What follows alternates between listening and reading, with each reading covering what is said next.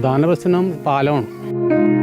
വീട് പോലും തകർന്ന് ചേരക്കൂടി അല്ലാണ്ട് നടന്നു വരാനുള്ള അവസ്ഥയില്ല. കാത്തിന്ന് വന്ന വെള്ളമൊക്കെ ഞങ്ങളുടെ വെലിക്കത്തോട്ടാണ് കയറി വന്നത്. ഒരു കുട്ടിയായാലും അപ്പുറത്തേക്കാണെങ്കിൽ ഇവിടെ നിന്ന് അമ്മമാർ നോക്കി നിൽക്കുന്ന രംഗങ്ങൾ കരഞ്ഞുകൊണ്ട് നിൽക്കുന്ന എൻ്റെ കണ്ണുമുമ്പിൽ കണ്ടിട്ടുണ്ട്.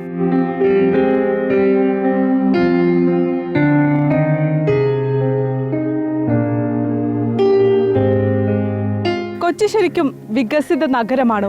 ഇന്ന് ഞാൻ നിങ്ങൾക്ക് കുറച്ച് ആളുകളെ പരിചയപ്പെടുത്താം. അവരുടെ അനുഭവങ്ങൾ കേട്ടതിന് ശേഷം നിങ്ങൾ തന്നെ പറയണം കൊച്ചി വികസിത നഗരമാണോ എന്നത്. നമ്മളിപ്പോൾ നിൽക്കുന്നത് കിഴക്കേ മഞ്ഞലക്കാട് ദ്വീപിലാണ്. ചേട്ടാ, ഇവിടെയുള്ള പ്രധാന പ്രശ്നം എന്താണ്? പ്രധാന പ്രശ്നം പാലമാണ്. അക്കരെ നിക്കരക്കുള്ള പാലത്തിൻ്റെ ചിരകാല സ്വപ്നമാണ് മഞ്ഞലക്കാട് നിവാസികളുടെ. കാലാകാലങ്ങളായിട്ട് അതിന് നിവേദനങ്ങളും അപേക്ഷകളെല്ലാം കൊടുത്തെങ്കിലും ശർമ്മ എം എൽ എ ഇരിക്കുമ്പോഴത്തേക്കും അതിന് മണ്ണ് പരിശോധനയൊക്കെ നടന്നതാണ്. അതിൻ്റെ പരിശോധന കഴിഞ്ഞ് ഫണ്ട് 1,08,00,000 രൂപയോളം പാസ്സായതാണ്. പക്ഷേ പരിശോധന എല്ലാം കഴിഞ്ഞ് ഒരുപാട് വൈകിയപ്പോഴത്തേക്കും ഫണ്ട് പോരാത്തൊരവസ്ഥ വന്നു. മെറ്റീരിയലിനൊക്കെ വില കൂടി. പിന്നെ ആ ഫണ്ട് ലാപ്സായിപ്പോയി. തുടർന്ന് വന്ന തെരഞ്ഞെടുപ്പിൽ വീണ്ടും ഇടതുപക്ഷം തന്നെ അധികാരത്തിൽ വന്നു. ഇപ്പോൾ ഉണ്ണികൃഷ്ണനാണ് M L A, K N Unnikrishnan. അദ്ദേഹത്തിൻ്റെ അടുത്ത് ഈ കാര്യങ്ങളൊക്കെ പറഞ്ഞു. പിന്നെ നവകേരള യാത്ര വന്നപ്പോഴത്തേക്കും മുഖ്യമന്ത്രിക്ക് പരാതി കൊടുത്ത് ഇതെല്ലാത്തിനും പരിഹാരം ഉണ്ടാക്കാമെന്ന് നിർദ്ദേശങ്ങൾ തന്നെങ്കിലും ഇതിലൂടെ ഇപ്പോൾ ഈ അടുത്തൊരു മണ്ണ് പരിശോധന കൂടി നടന്നു പോയിട്ടുണ്ട്. അപ്പോൾ ഇതെന്ന് നടക്കുമെന്നുള്ളതിനെക്കുറിച്ച് ഞങ്ങൾക്ക് ഇതുവരെയായിട്ട് ഉറപ്പ് കിട്ടിയിട്ടില്ല. ഇവിടുത്തെ യാത്രയെന്ന് പറഞ്ഞിട്ടുണ്ടെങ്കിൽ കാലങ്ങളായിട്ട് ദുരിതമാണ്. ഈ വഴി ഉണ്ടായിരുന്നില്ല, വെളിച്ചം ഉണ്ടായിരുന്നില്ല, വെള്ളം ഉണ്ടായിരുന്നില്ല. ഇതെല്ലാം ഓരോ കാലഘട്ടത്തിലായിട്ട് വന്ന് ഇങ്ങനെ ആയതാണ്. അതുപോലെ വിദ്യാർത്ഥികൾക്ക് വർഷമായി കഴിഞ്ഞിട്ടുണ്ടെങ്കിൽ പഠിക്കാൻ പോകാൻ പറ്റില്ല. പലപ്പോഴും ക്ലാസ് മുടങ്ങും. ഏകദേശം 43 കുടുംബങ്ങളാണ് ഈ ഒരു ദ്വീപിൽ താമസിക്കുന്നത്. ഈ ചെറിയ കുട്ടികൾ മുതൽ പ്രായമായവരെ വരെ മറ്റ് അങ്ങോട്ടേ കൊണ്ടുപോകുന്നത് ഈ ഒരു വള്ളത്തിലാണെന്നല്ല പറയുന്നത്? അതെ, വഞ്ചിയിലാണ് ഇവിടുന്ന് കൊണ്ടുപോകുന്നത്. അപ്പോൾ ഈ അസുഖങ്ങളൊക്കെ വന്നു വെച്ചാൽ എങ്ങനെയാണ് ഈ രോഗികളെയൊക്കെ കൊണ്ടുപോകുന്നത്?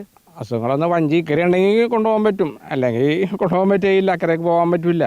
പിന്നെ ഏതെങ്കിലും വഞ്ചികളിലൂടെ ഉണ്ടെങ്കിൽ ചിലപ്പോൾ അങ്ങനെ വഞ്ചിക്ക് പോകാൻ പറ്റും. പ്രധാനമായും ചോദിച്ച് അറിയേണ്ടത് ചേച്ചിമാരോട് തന്നെയാണ്. ഈ ഏട്ടന്മാർ പണിക്ക് പോകുന്ന സമയത്ത് വീട്ടിലുണ്ടാകുന്നത് നിങ്ങളെപ്പോലുള്ള ചേച്ചിമാരാണ്. എങ്ങനെയാണ് നിങ്ങൾ ഒരു ദിവസം കഴിച്ചു കൂട്ടുന്നത്? അക്കരയ്ക്ക് പോകണമെങ്കിൽ വെള്ളം വേണം.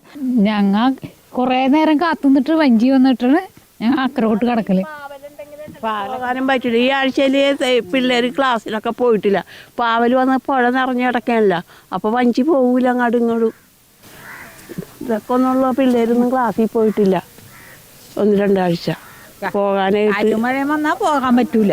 വഞ്ചി കയറാൻ തന്നെ അക്കരോട്ട് പോകാൻ തന്നെ പേടിയാണ് ഞങ്ങൾക്ക്. ഈ കടവൊന്നും മര്യാദക്കൊന്നും ഇല്ലല്ലോ അക്കരോട്ട് കിടക്കാനായിട്ട്. വഞ്ചിയും വേറെ മരുന്നിനും കൂടി പോകാൻ പറ്റണില്ലേ മനുഷ്യന് അക്കരോട്ട്. പലതവണ പരാതി പറഞ്ഞിരുന്നോ? പരാതി പറഞ്ഞിട്ട് നടപടിയൊന്നും സ്വീകരിക്കുന്നില്ല എന്നാണോ? നടപടിയൊന്നും സ്വീകരിക്കണില്ലല്ലോ. പരാതി എപ്പോഴും പറയണുണ്ടല്ലോ. മറ്റ് എന്തെല്ലാം ദുരിതങ്ങളാണ് ഇവിടെ നിങ്ങൾ അനുഭവിക്കുന്നത്? ഇവിടെ നിന്ന് ഒരു ഭക്ഷണം, ഒരു ഉപ്പ് വേലും മേടിക്കുന്നുണ്ടെങ്കിൽ ഈ ദ്വീപ് കടന്ന് അക്കരയ്ക്ക് പോകണം. അക്കരയ്ക്ക് പോകണമെങ്കിൽ വഞ്ചി വേണം. വഞ്ചി എല്ലാ സമയത്തും കിട്ടുമെന്ന് പ്രതീക്ഷയില്ല. കാറ്റും മഴയും അല്ലെങ്കിൽ പാവലുകൊണ്ട് തെങ്ങി ഒരു കുട്ടിയായാലും അപ്പുറത്തേക്കാണെങ്കിൽ ഇവിടെ നിന്ന് അമ്മമാർ നോക്കി നിൽക്കുന്ന രംഗങ്ങൾ കരഞ്ഞുകൊണ്ട് നിൽക്കുന്ന എൻ്റെ കണ്ണുമുമ്പിൽ കണ്ടിട്ടുണ്ട്.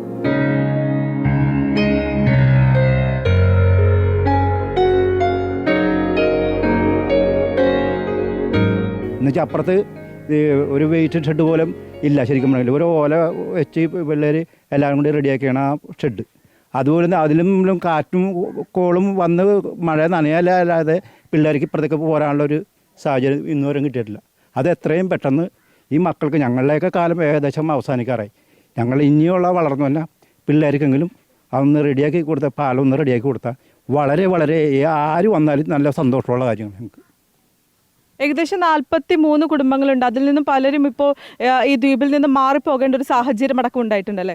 ഉണ്ട്, തീർച്ചയായിട്ടും ഉണ്ട്. എന്ന് വെച്ചാൽ ഞാൻ ഇപ്പോൾ അവിടെ 3-4 വീടുകാർ ഇപ്പോൾ താമസം ഇല്ലാതായി. എന്നുവെച്ചാൽ വീട് പോലും തകർന്ന് നടന്നു വരാനുള്ള ചേരക്കൂടി അല്ലാണ്ട് നടന്നു വരാനുള്ള അവസ്ഥയില്ല. ഇപ്പോൾ ഈ ഒരു വർഷമായിട്ടുള്ള ഏകദേശം ഇവിടെ ഇപ്പോൾ നടന്ന് നമ്മൾ നിൽക്കുന്ന ഈ വഴി അതിക്ക് മുമ്പോരും ചെളിയിൽ കൂടിയും മറ്റുള്ള പറമ്പിൻ്റെ സൈഡിൽ കൂടിയും ചെളിയിൽ വീണൊക്കെയാണ് ഈ ശരിക്കും ഓരോരുത്തരുടെ കുടുംബത്തെ കുഞ്ഞു പിള്ളേരടക്കം സ്കൂളിൽ വരുന്ന വഴിക്ക് തന്നെ, സ്കൂളിലേക്ക് പോകുന്ന വഴിക്ക് തന്നെ ചെളിയിൽ വീണ്ടും തിരിച്ച് സ്കൂളിലേക്ക് പോകാണ്ട് വീട്ടിലേക്ക് പോകേണ്ട അവസ്ഥ ഉണ്ടായിട്ടുണ്ട്.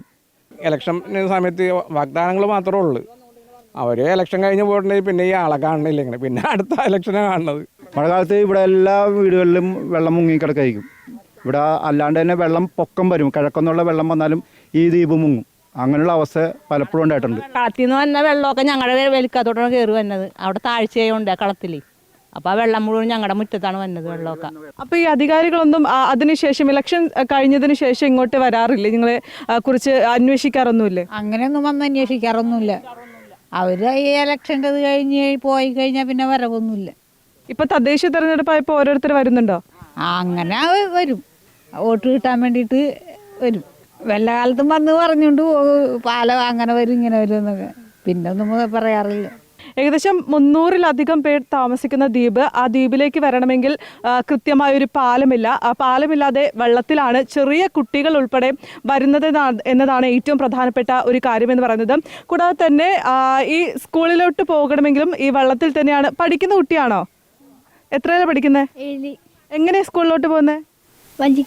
വഞ്ചിയിൽ മാത്രമാണ് പോകുന്നത്. അപ്പോൾ ഈ മഴക്കാലത്തൊക്കെ നിങ്ങൾ എങ്ങനെ സ്കൂളിൽ പോകുന്നത്? വഞ്ചിയിൽ തന്നെ. പേടിയാവാറില്ലേ? ഈ പഠിക്കാൻ പോകുന്ന പിള്ളേരടക്കം പോകുന്നത് വഞ്ചിയിൽ തന്നെയാണ്.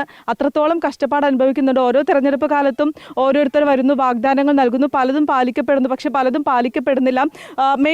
പ്രധാനമായും ഇവർ ഉന്നയിക്കുന്നത് പാലത്തിന് പ്രശ്നം. ചേച്ചി വന്നപ്പോൾ തന്നെ നമ്മളോട് സംസാരിച്ച ഒരു കണക്കൊക്കെ ഉണ്ടായിരുന്നു.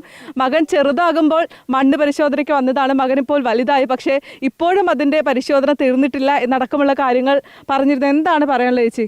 ഇതൊക്കെ തന്നെയാണ് പറയാനുള്ളത്. ഈ പാലത്തിൻ്റെ പ്രശ്നമാണ്. കുഞ്ഞു പിള്ളേർ പോലും ഈ കാറ്റും മഴയൊക്കെ വരുമ്പോൾ ഇപ്പോൾ സ്കൂളിൽ പോലും അതിനെ പോകാൻ പറ്റാത്ത അവസ്ഥ, ഞങ്ങൾക്ക് പോലും ഒരു ജോലിക്ക് പോകാൻ പറ്റാത്ത അവസ്ഥ. അപ്പോൾ ഇപ്പോൾ പാവലത്തിൽ ഇതെങ്ങിയിട്ടുണ്ട്. കുറച്ച് കഴിഞ്ഞ ആഴ്ചയൊക്കെ ഭയങ്കര പാവലിൻ്റെ പ്രശ്നമുണ്ടായിരുന്നു. അതാണ് എല്ലാവരും പറയണത്. ഇവിടെ 42 വീടുണ്ടെന്ന് പറഞ്ഞില്ലേ. ഇപ്പോൾ നല്ല വീടുകൾ അങ്ങോട്ട് തെക്കോട്ട് പോയാൽ മനസ്സിലാവും. നല്ല വീടുകളൊക്കെ വെച്ചാണ്. ഒന്നാമത് വെച്ചാൽ ഓരോരുത്തർക്ക് ഓരോ വണ്ടിയൊക്കെ ഉണ്ട്. അപ്പോൾ ആ വണ്ടി പോലും ഇങ്ങോട്ട് എത്തിക്കാൻ പറ്റണം. അവനവൻ്റെ വീട്ടിൽ വെക്കണം എന്നൊരു മോഹം എല്ലാവർക്കും ഉണ്ടാവുമല്ലോ. അപ്പോൾ അതുപോലും വെക്കാൻ പറ്റാത്ത അവസ്ഥയാണ്. അപ്പോൾ എല്ലാവരും പോണെയാണ്. ഇങ്ങനെ വാടകയ്ക്കായാലും സ്വന്തം വീട് ഇവിടെ പണിതിട്ട് വാടകയ്ക്ക് അന്വേഷിച്ച് പോണെയാണ്. കെ.എൻ. ഉണ്ണികൃഷ്ണൻ MLA മണ്ഡലത്തിലാണ് മഞ്ഞലക്കാട് ദ്വീപുള്ളത്. ഏകദേശം 43 കുടുംബങ്ങളാണ് ഈ ദ്വീപിലുള്ളത്. അങ്ങോട്ട് അക്കരെ കടക്കണമെങ്കിൽ പാലമില്ല. പാലത്തിന് പകരം ഇവർ സഞ്ചരിക്കുന്നത് വള്ളത്തിലാണ്.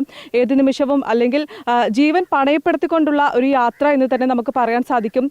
തിരഞ്ഞെടുപ്പുകളിൽ മാത്രം അധികാരികൾ വരുന്നു, പല വാഗ്ദാനങ്ങൾ നൽകുന്നു, അതിനുശേഷം തിരിഞ്ഞു നോക്കുന്നില്ല എന്നടക്കമുള്ള കാര്യങ്ങളാണ് ഇവിടെയുള്ള ജനങ്ങളടക്കം വ്യക്തമാക്കുന്ന കാര്യം. ഇനിയെങ്കിലും അധികാരികൾ ഇവരുടെ പ്രശ്നങ്ങൾക്ക് നേരെ ഒന്ന് കണ്ണ് തുറക്കണമെന്ന് തന്നെയാണ് നമുക്ക് പറയാനുള്ളത്.